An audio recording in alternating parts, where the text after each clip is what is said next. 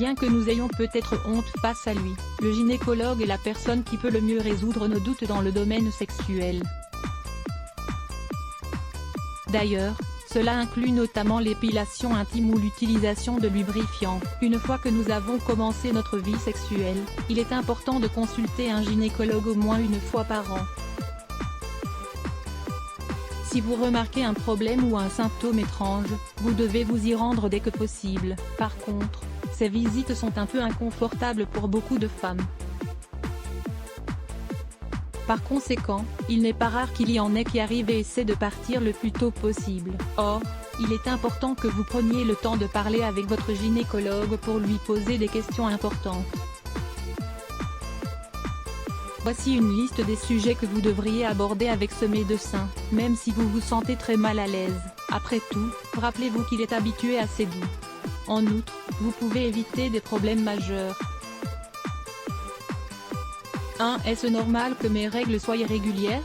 Généralement, le cycle menstruel dure environ 28 jours. Cependant, certaines femmes peuvent avoir des cycles plus courts ou plus longs et des variations occasionnelles. Il est important que vous abordiez ce sujet avec votre gynécologue. En effet, cela sert à savoir s'il sera nécessaire de réaliser des tests ou de prendre d'autres mesures. Si vous vivez avec une maladie chronique, le gynécologue peut vous donner des instructions supplémentaires. 2. Quels examens médicaux devrais-je faire en couple? Si vous êtes en couple, il est important que vous parliez de votre santé sexuelle avant d'avoir des relations sexuelles. En plus, il est toujours utile de faire des tests médicaux pour s'assurer que ni vous ni votre partenaire ne souffre de maladies sexuellement transmissibles. Avant d'effectuer toute une série de tests en laboratoire, il serait bon que vous consultiez votre gynécologue pour qu'il vous guide. Ensuite, vous devez retourner voir votre spécialiste pour expliquer les résultats et discuter de vos doutes éventuels. Lisez donc « 7 remèdes maison pour lutter contre la vaginose 3 ». Puis-je me raser et combien de fois? L'épilation dans la région vaginale est une question quelque peu controversée. D'une part, elle a une fonction esthétique. Par ailleurs, elle peut être attrayante pour certaines personnes qui souhaitent éviter les odeurs et autres situations similaires. Néanmoins, l'objectif fonctionnel du poil pubien est d'empêcher les bactéries et les débris de pénétrer dans le canal vaginal. Par conséquent, même si cela vous semble une question très personnelle, parlez-en à votre gynécologue plutôt qu'à votre esthéticienne. Le médecin vous indiquera s'il est conseillé d'épiler toute la région ou seulement une partie en fonction de votre santé et de vos antécédents vaginaux. Si vous avez souvent des infections, votre gynécologue pourra vous recommander d'éviter, ou du moins de prendre certaines précautions. 4. Devrais-je utiliser un lubrifiant intime? Dans tous les supermarchés, pharmacies et sex shops, il est possible de trouver des lubrifiants de toutes sortes. C'est pourquoi, avant d'en utiliser un, on pense rarement à demander conseil à son gynécologue.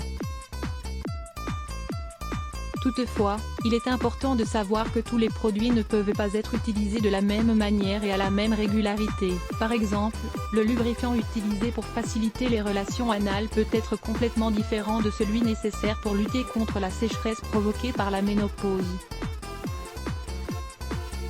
Votre médecin examinera d'autres facteurs, tels que les allergies et certaines conditions, en vous indiquant le produit à utiliser. 5. Quelles sont les meilleures positions pour tomber enceinte?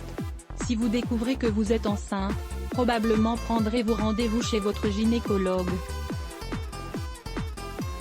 Or, même si rares sont ceux à le faire, l'idéal est d'aller le voir dès le moment où vous et votre partenaire commencez à planifier l'arrivée du nouveau membre de la famille. Même si cela peut vous sembler étrange, votre gynécologue vous donnera quelques conseils pour faciliter votre grossesse.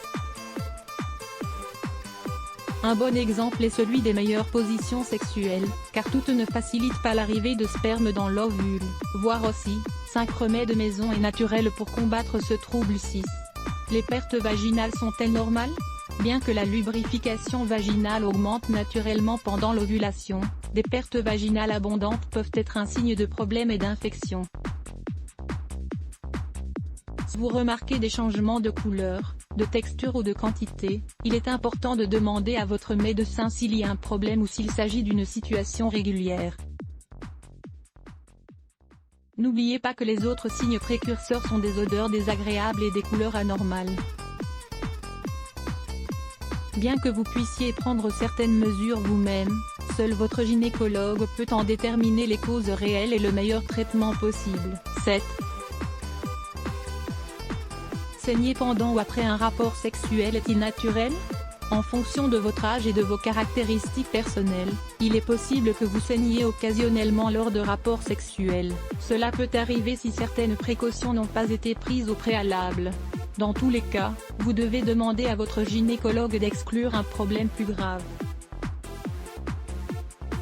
Portez une attention particulière aux problèmes s'ils se répètent fréquemment. Ne sous-estimez pas la visite chez votre gynécologue. Que pensez-vous de ces questions? Sûrement avez-vous négligé l'une d'entre elles. Or, il est conseillé de ne pas le faire à l'avenir. Votre santé dépend dans une large mesure de votre sexualité. Par conséquent, il est vital de parler ouvertement avec ce médecin, alors prenez le temps de le faire. L'iviolet contre les problèmes gynécologiques. En plus de compter parmi les meilleurs antibiotiques naturels, l'iviolet permet de nous protéger contre diverses maladies. Lire plus Let's Block ADS. Why?